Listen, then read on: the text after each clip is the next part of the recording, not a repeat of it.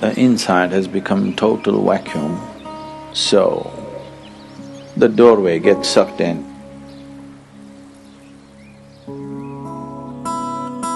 Another way of opening the third eye is you contain everything inside. The first way of doing is the best way of doing.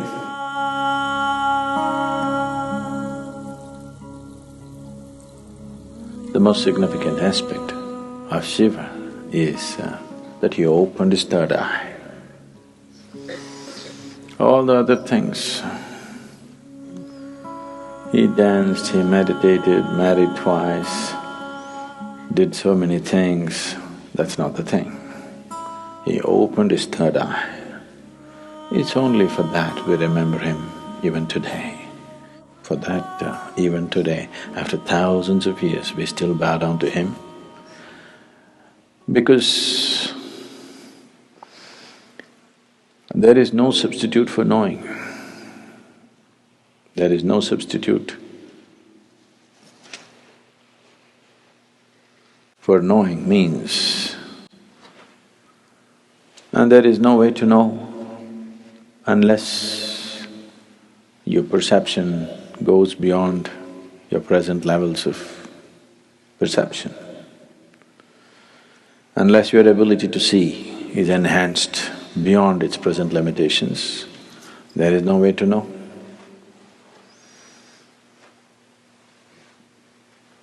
To know is to be free.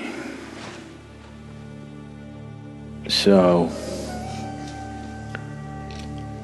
Shiva is significant for us not because he's wrecked in Himalayas, not because he played with snakes, not because of this or that, because he opened his third eye. He perceived what most human beings fail to perceive. What is unseen for a large segment of humanity became a normal part of his vision. That's what third eye means. So people say, when Shiva opened his third eye, it was a fiery process, fire came out of it. Why they're saying fire is because within himself, he burnt everything that he thought mattered to him. He became like a fire chamber, like a kiln, that within himself he burnt everything that can be burnt, and then from every pore of his body, instead of sweat and blood coming, ash came out. Why? Shiva is always depicted as ash smeared. He didn't go about smearing ash. Ash came out of his pores. This is to indicate that he has burnt it all. He has burnt every shred of ignorance, everything that one believes as true, he burnt. Because he burned everything and everything became ash, then this opening of the third eye could not be denied to him. When it opened, people saw fire because the inner chamber was burning. There are two ways of opening the eye. One way is the inside has become total vacuum, so the doorway gets sucked in and naturally has to open. The doorway becomes limp and falls inward because there is nothing. He simply burnt not only his thought, not only his emotion, not just his relationships and possessions, he's just burnt his very being. The individual being is completely burnt out and there's a total vacuum, so the door fell inward and it's open. So people saw fire because it was burning still.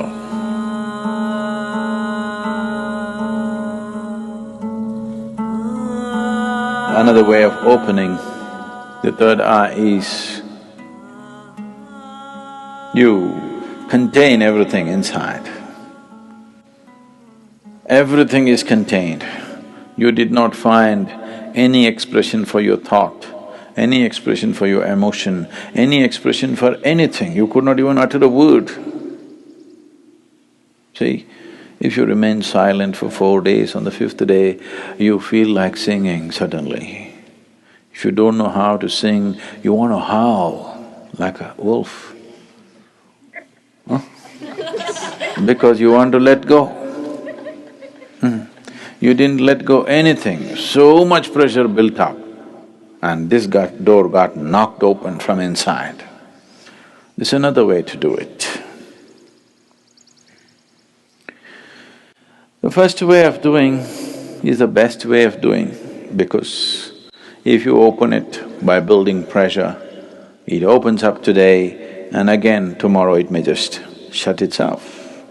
Or before enough pressure builds up and this opens, something else freaks in you and you run away, yes? Because the pressure builds up in such a way, if you have to hold it, you need… because you don't know what's happening, it looks like torture. It looks like 7th degree torture. If you're putting yourself through the whole process, then definitely your mind will ask, what is the point of going through this torture? Because it's a lot of torture. Not letting a single thought find expression, not letting a single emotion find expression, not uttering a single word, not finding expression to a single opinion that arises in your mind, single idea that arises in your mind. Oh, it'll burst you somewhere. If you hold everything intact, this will open, otherwise something else will freak. But you are a little… you're diplomatic. You believe in the middle path. That means you don't wish to get anywhere. People who believe in the middle path, they're determined not to get anywhere in their life. Middle path means just your comfort zone. Neither this nor that. Either you become empty, the sheer power of vacuum will open it, or you build up pressure in you, it'll burst open. 2 ways of opening. Middle path means you are a professional bullshitter. Really. Full-time bullshitter you are, not professional. Profession means they do it only part-time, right? They do it only certain times of the day. It doesn't matter where you go, you do your own stuff. Middle path. Middle path is a way of not getting anywhere, and after some time thinking, this doesn't go anywhere. Right now you're walking on the street, suddenly you found a big rock, there are only 2 ways to go, either this way or this way. This way a tiger is growling, this way there's fire burning. You think the best thing is middle path, that is to go into the rock. Obviously this is not going to go anywhere. This will give you good exercise for some time. If you try to go into the rock, it's a good exercise, really, it'll build a lot of good muscle if you take the middle path. It's just that you don't go anywhere.